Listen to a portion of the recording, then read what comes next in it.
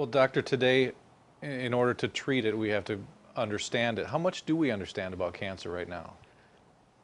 Probably understand a lot more, but we still don't have the real reason why we develop cancer. When you talk about cancer, you can have a stack of books that talk about cancer. Hmm. When you talk about tuberculosis, you could have something like this, that it says that it's a bacteria of this type that stains acid fast and alcohol fast. It gives you a number of ideas, but you can put it in one sentence. This is the bacteria that causes tuberculosis, period. If you can kill it, you can cure it. Where cancer comes from, how we develop, nobody knows. But there's something that's a very important fact that is very obvious, and that we know. Cancer didn't come from outside. It's not a bacteria. Hmm. It's not a parasite. It's nothing that came from out of your body to, to harm you, to damage you. It's something you did in your body that changed the biology of your body, and you started creating these misbehaving cells. Furthermore, you have an immune system that should have a great surveillance situation, and it's going to locate all those abnormal cells, it's going to tag them, it's going to destroy them, and it's going to get rid of the problem. That's how you and I are functioning today. But for whatever reason, this system fails, and we start creating more of those abnormal cells. Mm. So they start growing, and each and every cancer cell you have is human. That's something that we have.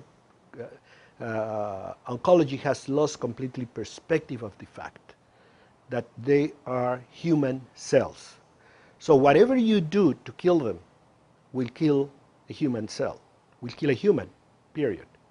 When we started using antibiotics, for example, antibiotics are very successful. Why? Because we are attacking fungi, we are attacking bacteria.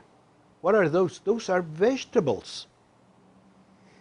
They're vegetable cells. They have a complete different biology, a complete different metabolic cycle. We can kill a bacteria with penicillin, and your body will not even know. I mean, if you want to kill yourself, never try penicillin. It's never going to give you any problem unless you're allergic to it, which is a total different thing. Mm. But penicillin is completely innocuous. So when we started using antibiotics, you can listen to the end, adriamycin, bleomycin in the cancer drugs, the ending tells you it's an antibiotic. We thought we could do the same thing we did with infections. No, we couldn't, because we were killing the cancer cell, which is a human cell, so we're killing the human that has the cancer. See? Hmm. We neglected the immune system.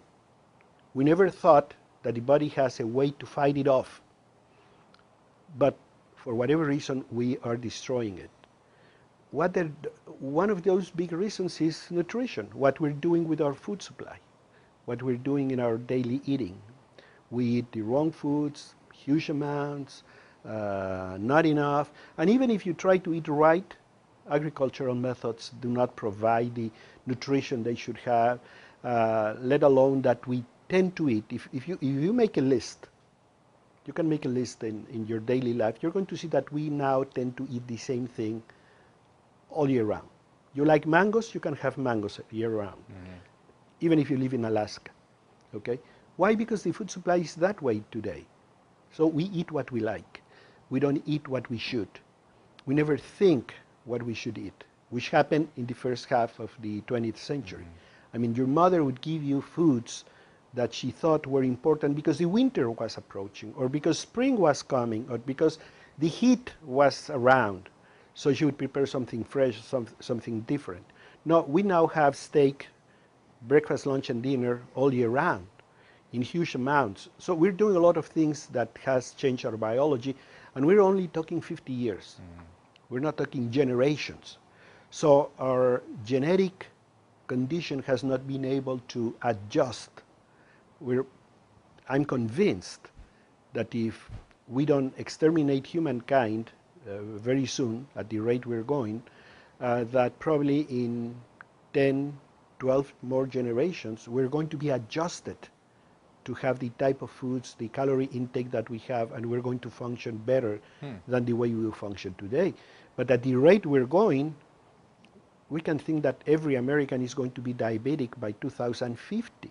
You're talking 40 years. Okay, you're not talking of ages. You're just talking of only 50 years. Yeah. Okay, so that is happening, and a lot of those things are damaging. So if you want to conquer cancer, you have to begin with those conditions. You have to reinforce the body. You have to change the body's biology work, and you have to change the body will recognize and destroy cancer cells, because to me that's the only way we can really kill it from within.